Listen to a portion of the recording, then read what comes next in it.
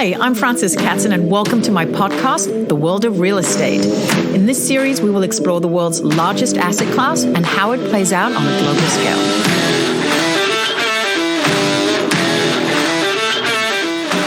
Well, I am really excited because I actually get to interview someone who I've known in the business for a long time.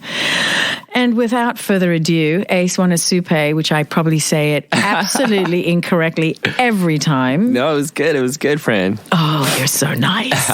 Ace, can you please introduce yourself to us? Yeah, my name is Watanasuparp, VP for Citizens Bank.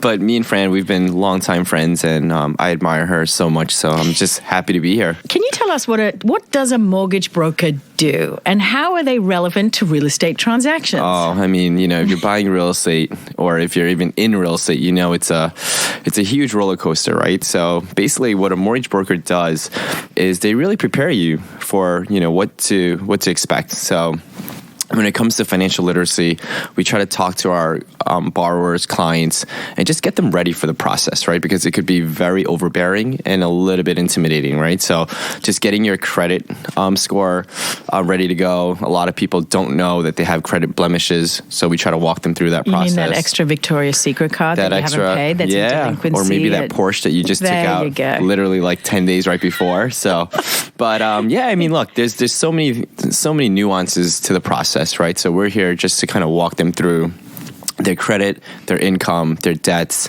and then just make sure that whatever they're buying, they're in good financial standing so that they're not overextending themselves, right? So we just want to make sure that before they meet with someone like yourself, Fran, that's going to show them these beautiful homes that they have a pre-approval and they're ready to go. For us, it's better to give them straight exactly what their situation is than to have them go and look at property that they just can't afford, right? So we try to really walk them through, understand what their needs are in the beginning, and then really just customize a package for them. So I like what you're saying. I think that at what point during the real estate search or buying process do I need to contact a mortgage broker? Ooh, I would say right away, Fran. I get. Do you get the last minute call? We're just about to put the offer in. That's exactly what it is, right? Isn't that fun? They'll call me, and they're probably within the 23rd hour of the transaction, where the closing is probably 2 weeks. Probably 2 weeks out, and they're like, Ace, we just got a declination from another bank. Can you work your miracle? And, I always like to tell everyone, Fran, and this, you talk to your clients, and you're really good at this, by the way, let us sit down with the client the minute you meet with them, right? Even if it's like the first encounter, because sometimes it takes about 3 to 4 months to find that perfect home, and it allows us enough time to kind of prep them, right? And whether it's down payment and they need more down payment, it gives us time to kind of get that gift, or from mom and dad, where that's always the best bank to go to, by the way. But, just working on the credit score. Sometimes, we run their credit and it's a 680, we need a 720. It'll allow us some time to kind of work with credit bureaus to increase their credit. How do you determine how much buyers can afford? Oh, so there's something called debt to income, which I don't want to bore our audience here, but it's really the ability to calculate your gross income, and then you look at your overall total debt. So you're dividing your total debt by your total gross income. And debt includes car payments, credit cards, school, any revolving debt that you have, right? So you're taking your overall debt divided by your overall income, and then you get a percentage. Usually the banks want to see you right around 43% or less. The ideal ratio would be 36%. Got it. So you can calculate that, while you're in the kitchen, making some dinner. Just calculate your debt to income ratio. What is PMI? Ooh. So is that a dirty word? Yeah, it's a dirty word. No, but PMI is actually, it stands for private mortgage insurance. And in today's market, if you're putting anything less than 20% down, the banks require you to get additional insurance called PMI, which is private mortgage insurance. Because I think people think if they're buying in a condo and it only requires 10% down, there's this huge confusion about so they think they only need to put 10% down, which is true. But then the bank will also require you to get PMI, which is an insurance on the 20% in the event that you don't pay the mortgage and whatnot. You have an insurance company backing you up, right? But there are also other alternatives now where if clients wanted to take out an 80-10-10, which means that you put 10% down, instead of paying the PMI, you can borrow another 10%, which is a home equity line of credit, and it's called a combo HELOC. So it's a 10% down, schmancy. 10% HELOC, and then an 80% first mortgage. And what kind of rate does that now So the second, look like? right now with the Federal Reserve lowering rates, right, which is a huge plus for our audience today. Yep. You're looking at a short-term rate of right around 4%. Wow. Not that bad, right? Not bad. You're looking at a really good, what we call a combo HELOC loan, where you're avoiding paying PMI, and you're still getting that protection. That protection. So Smart. Off point, you were a point guard at UConn. Exactly. That's a good transition, Thank friend. you. I choreographed that one a lot. Can we talk about that for a second? Sure. That's a big deal. Yeah, so for our audience, I'm 5'9", I'm an Asian American, so I don't really fit that prototypical basketball That's why player, I love right? this. But I was a walk-on at UConn. Back in the day, we were actually the national championship. Dude, you UConn must have Huskies. been unbelievable. Well, I was able to dunk, so that was actually my claim to fame back then. But it was an amazing experience, Fran. I mean, how can I ask how you went and transitioned from that passion to being as passionate as you are running the head of Citizens Bank? Yeah, I think it runs in parallel, right? Just that sort of competitive edge that you get as an athlete.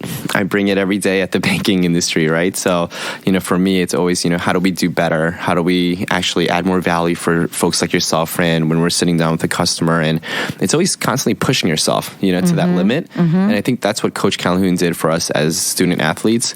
He wouldn't really, he would hold every single person on the team accountable. I was probably the 13th guy off the bench as a walk-on, but he treated me just like, pretty much Caron Butler, who is like an NBA All-Star, right? So, wow, it's good. That's really, really impressive. Oh, it was amazing.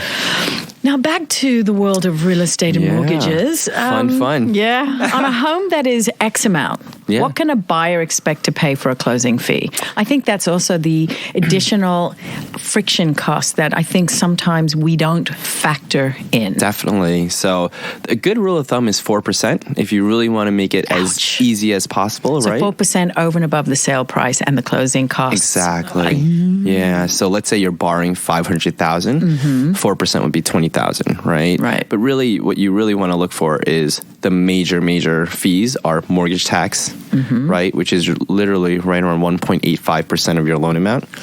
Transfer tax, which is 1.95% of your loan amount. And then you have your title insurance, which is a title search. And then the bank origination fees. And if you're buying anything over $1 million, which is almost anything in NYC today, right? Yeah. You're paying that dreaded mansion tax. Yeah, and we've seen as of July 1st, all of those friction costs have gone up, up as high as 3.9% on the transfer. I mean, the mansion is shocking. That's a whole new, that's another episode. When does it make sense to refinance? I think it really depends on your situation, right? If you're looking to just refinance rate and term, which is just your mortgage as a standalone, you really need to have at least a 1% difference to really have the closing costs make sense, right? Because almost every single refinance comes along the refinance cost. So you want to make sure that your rate is at least that much more different to really have a savings, right? Now, some folks, you can refinance to the same rate that you have, but you're trying to do a debt consolidation, right? You're trying to pay off your credit cards where you're paying 13% rates and, car payments at like 16% rates. So how does the volatile stock market impact purchase lending trends, in your opinion? I think it definitely impacts the trend. Tell me how. Especially with folks looking to put down a large down payment or buy all cash. When the stock market is doing really, really well, like right now in today's marketplace, people are tending to leverage financing more because they don't want to pull out their money from the stock market, right? Very true. And, right now with rates being at 2.75 on a 7-1 ARM, there's that sort of cost opportunity that they can actually utilize their cash flow somewhere else and make more of a return is so much more. So you're seeing a lot of affluent buyers, especially the affluent buyer in today's marketplace. I mean, 3 years ago, Fran, nobody that was buying a $3 million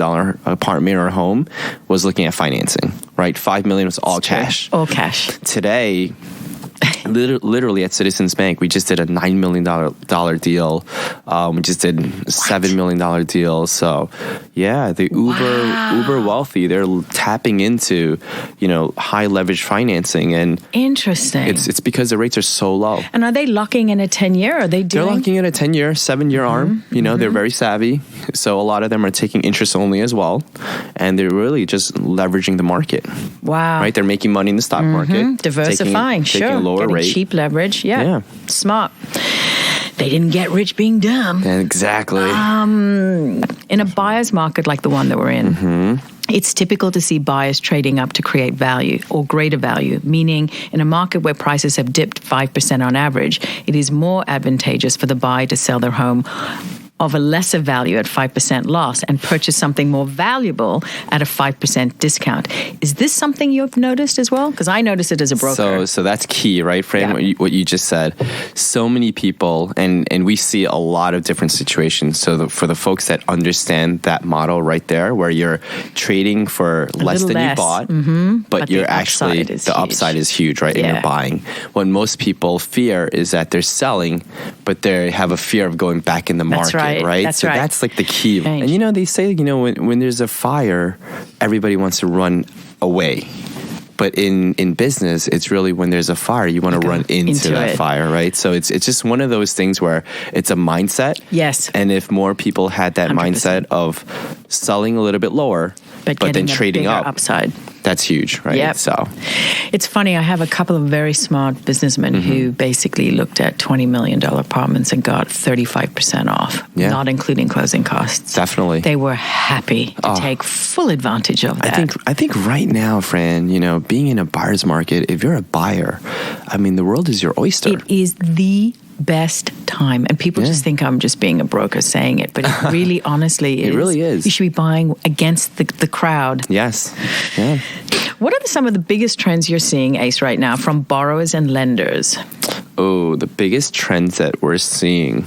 Well, the number one trend that we're seeing now is that people are leveraging financing in a greater deal, meaning before folks would want to put as much down payment. So what you touched on a little while ago, that the wealthier want to take out cheap leverage. And that's what we're seeing all across the board, right? Which is, if I can lend up to 95%, they want it. If I can lend up to 90%, they want it, right? So before, the ethos was, let me put as much down payment so my monthly mortgage payments are low. Now, because rates are so low, it's a different environment, right? So that's what we're seeing a lot. And really, our construction to perm product, we're seeing a lot where folks are actually buying at a discounted rate and they're fixing up their homes themselves. Wow. So what we do is we lend on the construction loan and we finance it into the program. Got it. So you don't have to pay out of pocket on your construction as well. So that's nice. That's we're seeing very that a lot. Savvy. Yeah. We're hearing the word recession, which I don't believe is the case, passed around a lot. A lot. Did we say a lot? GDP is up. Unemployment is at record lows. The market, although experiencing volatility, is high. Rates are low. We're coming into an election year, which can sometimes put a pause on things. But it seems to me like this is hinged to the global economy.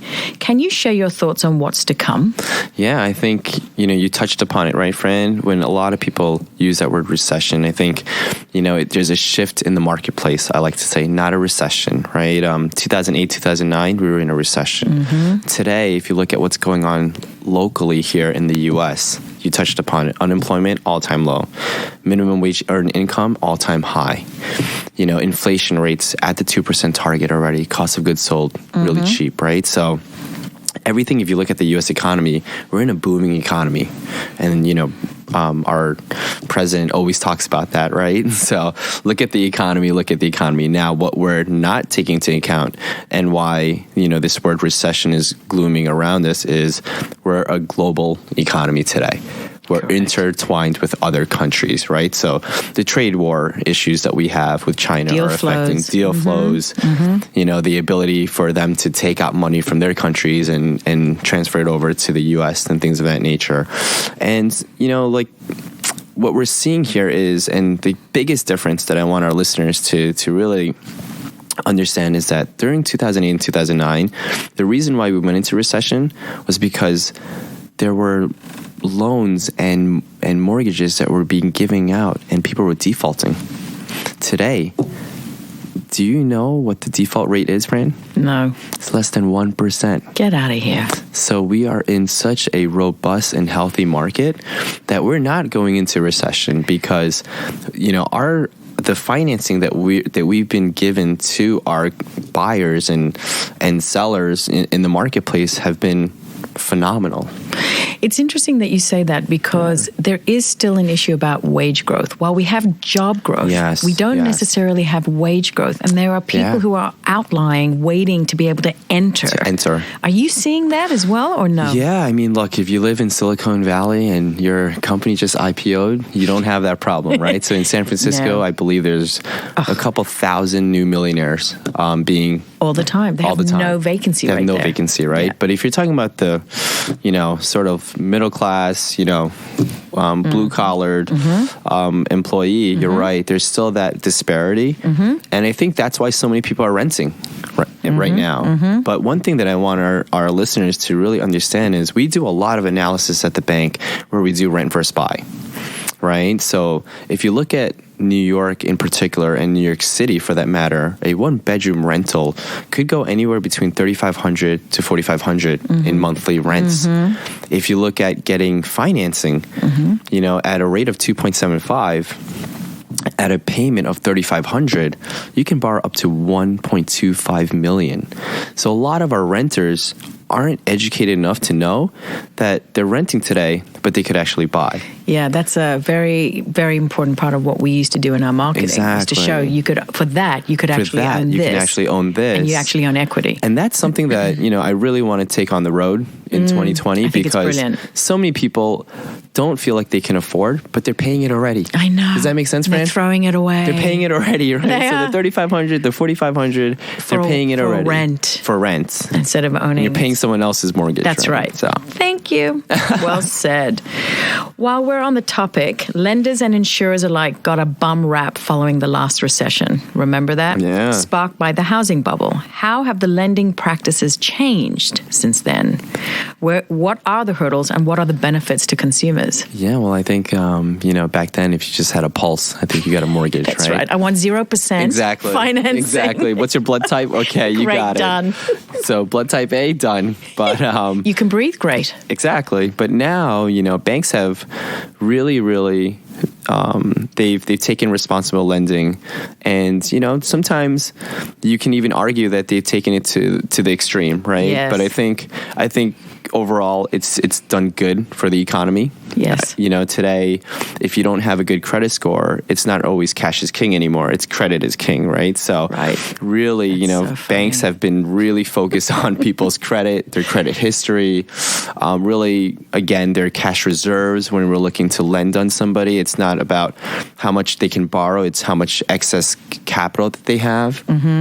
And we're looking at different ways to really help consumers not just be put in a product, but a lot of the banks are actually looking at different ways to really educate our consumers before they even go into a product, right? So there's so many different programs that banks are actually coming out with to help folks, like doctors' loans, teachers' programs. That's actually really important because I think they are some of the most meaningful component of our earning power. For sure. And they have the most difficulty sometimes qualifying these residents who spent years at these unbelievable medical institutions and are trying to enter into the real estate market, and it's just like, and they're in the residency for 4 years, but they'll be making X amount, right, when they graduate. So as a heart surgeon for one of the top, exactly, it's just ironic to me. So these doctors programs, we take that into account. So how does that work? Yeah, so they'll take your sort of future value on your income, and then they'll qualify you as in different phases, right? And they'll allow you to put a lesser down payment. So there's different types of structures that they provide for. Impressed. Yeah. What advice do you have for first-time home buyers who aren't familiar with the loan process? How can they get better prepared? I think just, Come to me, right? Go get a shot of tequila before you start the process. No. And look at that stack of paper we've got to wade through and cry, right? Grieve, and get on with it. Just be prepared to sign a lot of papers, right? You'll probably be at the closing table for a good... No, but in all seriousness, I think the best advice that I can tell a first home-time buyer would be, be educated on the different programs that you can qualify for, because so many times a first home-time buyer will just come in and say, just don't know. I want a 30-year fixed rate, because that's what their neighbor or their parents got. And I think, there's so many different programs out there. Obviously, knowledge is power, right? So completely. Preparing yourself, sitting down with someone like yourself, Fran, that can walk them through not only on the real estate side, but on the financing side too, right? Because I think, financial literacy is something that people need to really understand. And well said. And remember, it's not buying a home 100% will be emotional, but when it comes to buying property, it's numbers, right? So you really need to separate the emotion from the numbers too, because sometimes you want that property that's like $5 million and it's beautiful, but you really need to assess your own situation and really make sure that you don't put yourself in a position where you're going to compromise, right? So, yeah. I would like to ask a little bit, if I may, on your overall world, if I could go into that space. For a moment. Anything is game here. Well, I am really also very impressed that you're quite entrepreneurial. I am. You happen to run a couple of restaurants, pretty cool bar restaurants. Can you tell us a little bit about how that came to play? I actually really love the fact that you are putting yourself into lots of different things to grow you. Definitely. So 10 years ago, my cousin tapped me on the shoulder and said, Ace, you know what? I've been in the restaurant business, but I really need a partner that is really strong with numbers and finance and P&Ls and things of that nature. So, he said, Ace, do you want to open up a karaoke? And we started with trying to open up a karaoke with the licensing agreements and all that for music. It just became way too much. So we ended up opening up a dessert bar. So karaoke to dessert bar. I'm right? good. That's good. That works. Sugar works. But 10 years later, and mind you not, struggles and challenges along the way. So we have 10 restaurants in 10 years. What? But we've closed 4 restaurants too, Fran, right? So that journey and one thing that I want to tell our listeners... I'm floored. My mouth is on the floor, everybody. It's one of those things where you learn as you go.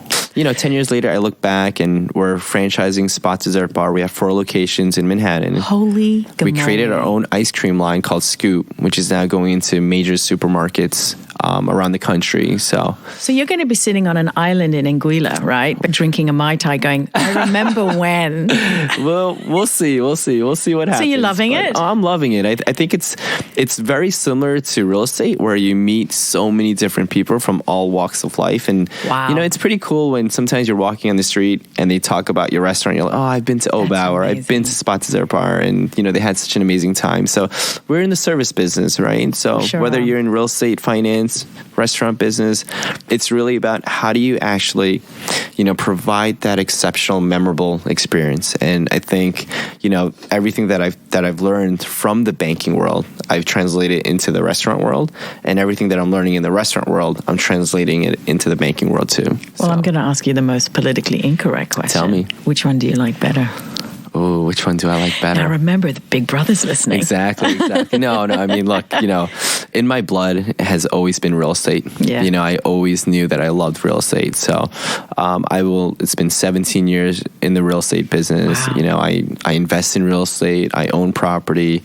I love what I do with the bank. And, it's just amazing the amount of people that I meet, and, folks like yourself, Fran, makes it all worthwhile. I just want to say thank you very, very much for taking the time out of your very busy world to coming in today and joining me. It's been a pleasure as well. Thank you. Thank you. Thank you for tuning in to the world of real estate.